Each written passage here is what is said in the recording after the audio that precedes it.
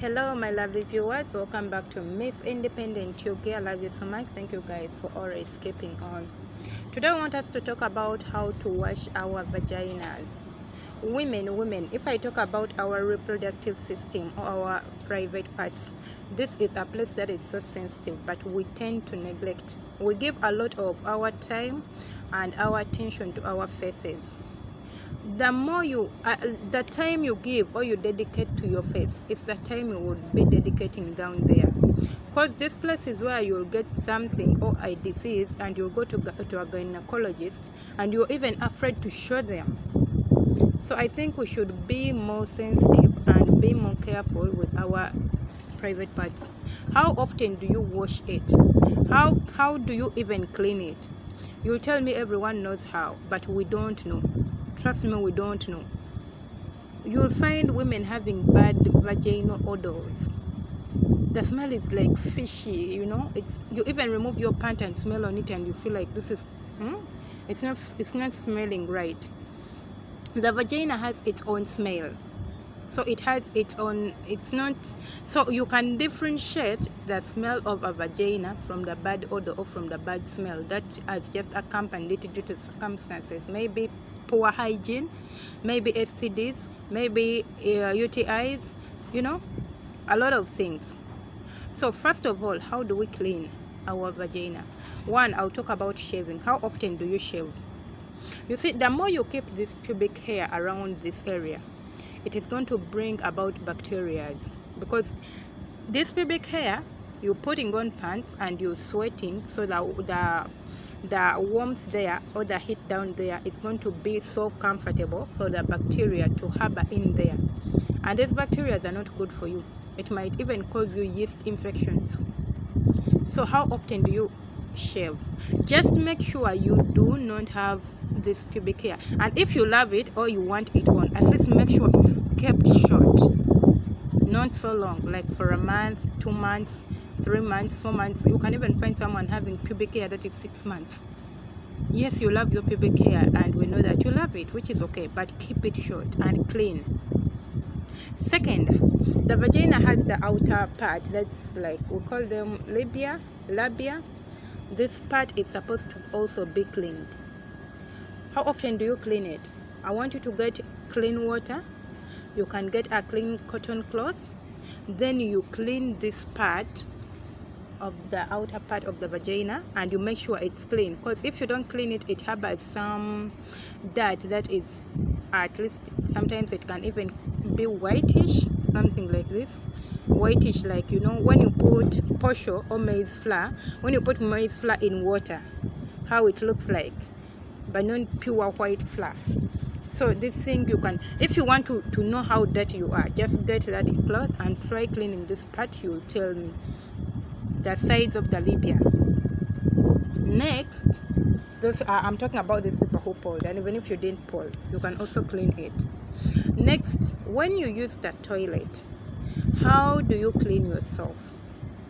A lot of women think that Muslim women or Muslim girls are the only people who carry the jerrycan to the toilet, and those who use the toilets for flushing, there is a modern way they put a pipe there that you can use for cleaning yourself after using the toilet. I'm not telling you. There is someone I asked about this. I told her, oh, like, she was my friend actually, and I told her, so you go to the toilet without water, how do you manage? She's like, so you want me to touch in my dirt? I'm like, no, this is not how we clean ourselves. You carry tissue plus water. After using the tissue, then you use the water and you clean your area very well.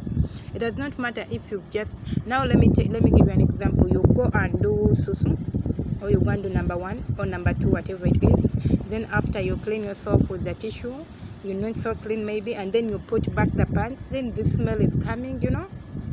It's not good, and neither is it healthy. So it's best you carry water to the toilet, and the ones who use the pit latrines, you can get, actually, even if you don't have the pipe I've talked about, you can get yourself a small jerrycan, like 3 liters or 2 liters of small jerrycan. Make sure it's so clean. Then you put water in this jerrycan and you put it beside your toilet.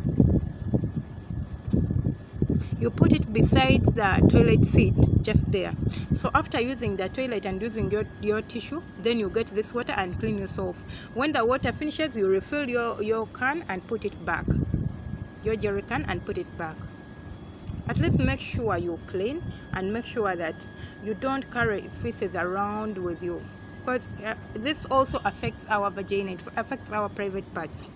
Since you know how a woman is created, we are not like men, because at least for men it's something that is there, I don't need to explain, but for women we're so open down here, and we're so exposed to that. We go to washrooms, public washrooms, you don't even know who uses it, then you use it, then we end up contracting UTIs from there. But had you used water to clean yourself, maybe you would have, maybe, I'm just saying maybe, you would have not gotten to this, you would have not gotten this infection. You never know, because you cleaned yourself, and then the bacteria washed it away.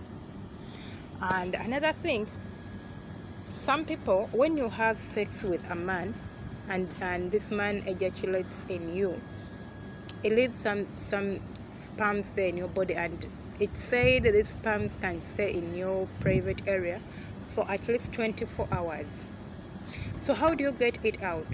Get the middle part of the middle finger and then insert it inside there and clean it.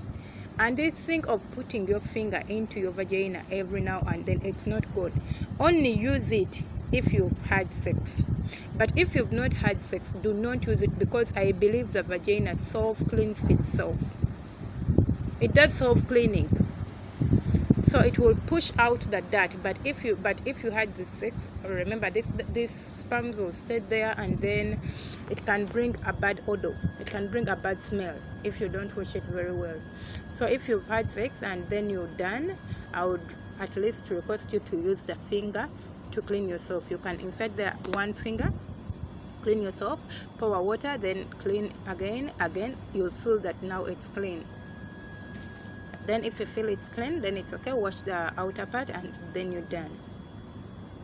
But if you've not had sex with anyone, please do not use your fingers in, because these fingers are also dirty. The ones we are inserting there, they are dirty. Now every now and then you're putting there your finger, you're putting there your fingers, you're putting there your fingers. You don't know the bacteria that are carried inside with this finger you're putting there. So it's not good to use the finger every now and then. But I said if you have sex, it's best you use the finger to clean down there.